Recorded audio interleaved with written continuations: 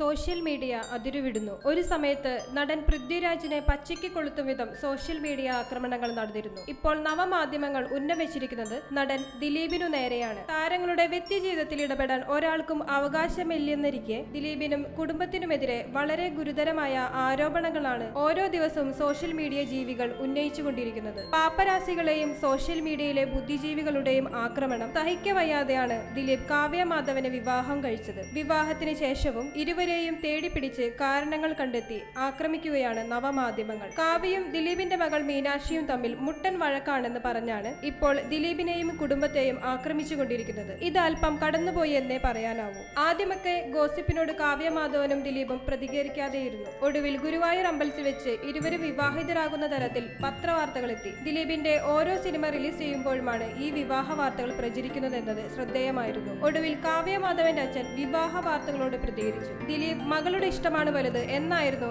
അപ്പോഴും പറഞ്ഞത്. എല്ലാ ഗോസിപ്പുകളും ഊഹാപോഹങ്ങളും അവസാനിപ്പിച്ച് 2016 നവംബർ 25-ന് ദിലീപും കാവ്യ മാധവനും വിവാഹിതരായി. വിവാഹ ദിവസമാണ് അടുത്ത ബന്ധുക്കളും സുഹൃത്തുക്കളും മാധ്യമപ്രവർത്തകരും അതുവരെ വ്യാജ വാർത്തകൾ പ്രചരിപ്പിച്ച പാപ്പരാസികൾ പോലും ആ വാർത്ത അറിഞ്ഞത്. മകളുടെ പൂർണ്ണ സമ്മതത്തോടെ കാവ്യയുടെ വീട്ടുകാരുമായി ആലോചിച്ച് നടത്തുന്ന വിവാഹമാണെന്നാണ് ദിലീപ് പ്രതികരിച്ചത്. താൻ കാരണം ബലിയാടായ പെൺകുട്ടിയെ താൻ തന്നെ വിവാഹം ചെയ്യുന്നു എന്നും നടൻ പറഞ്ഞു. ദിലീപ് കാവ്യ മാധവനെ വിവാഹം കഴിച്ചിട്ടും സോഷ്യൽ മീഡിയ ആക്രമണങ്ങൾ കൂടിക്കൊണ്ടേയിരുന്നു. കാവ്യയെയും ദിലീപിനെയും പലതവണ സോഷ്യൽ മീഡിയയിൽ വിവാഹം കഴിപ്പിച്ചവർ പോലും യഥാർത്ഥത്തിൽ അത് സംഭവിച്ചപ്പോൾ വിമർശനവുമായി എത്തി. ചിരിച്ചുകൊണ്ട് അച്ഛന്റെ രണ്ടാം വിവാഹത്തിന് പങ്കെടുത്ത മീനാക്ഷിയെയും വിമർശകർ വെറുതെ വിട്ടില്ല. വിവാഹത്തിന്റെ പിറ്റേ ദിവസം മുതൽ തന്നെ വിവാഹമോചന വാർത്തകൾ പ്രചരിപ്പിച്ചവരുമുണ്ട്. എന്നാൽ അപ്പോഴും ദിലീപ് ഒന്നും കൂസലാക്കിയില്ല. കാവ്യയ്ക്കും മീനാക്ഷിക്കുമൊപ്പം പഴയതിലും സന്തോഷത്തോടെ മുന്നോട്ടു പോയി. പുതിയ വീടും കാറും വാങ്ങി യാത്രകൾ ചെയ്തു. മറുവശത്ത് സിനിമാ തിരക്കുകളും സാമൂഹ്യ പ്രവർത്തനങ്ങളും. ഗോസിപ്പുകളെ കുറിച്ച് ആലോചിക്കാൻ പോലും ദിലീപിന് ഒട്ടും സമയമില്ലായിരുന്നു. വിവാഹശേഷവും കാവ്യ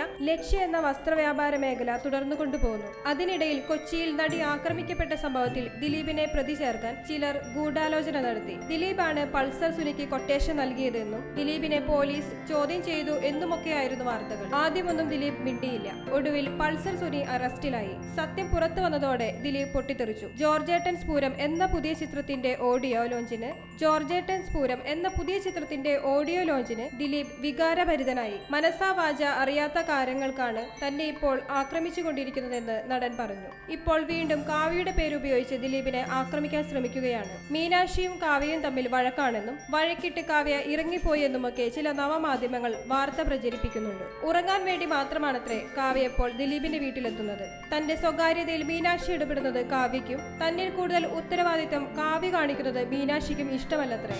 ഒരു മനുഷ്യനോട് ചെയ്യുന്ന ഏറ്റവും വലിയ ക്രൂരതയാണിത്. ഒരു തരത്തിലും വെറുതെ വിടില്ല എന്ന ചിലരുടെ ആസൂത്രിതപരമായ നീക്കങ്ങളാണ് ദിലീപിനെ വിടാതെ പിന്തുടരുന്നത്. നടൻ എന്നതിനപ്പുറം ദിലീപ് ഒരു മനുഷ്യനെന്ന പരിഗണനയെങ്കിലും കൊടുക്കണം. സോഷ്യൽ മീഡിയയിലെ ബുദ്ധിജീവികളെ മാറ്റി നിർത്തിയാൽ കുടുംബ പ്രേക്ഷകരുടെ പിന്തുണ എന്നുമുണ്ട് എന്നാണ് ദിലീപിന്റെ ശക്തി.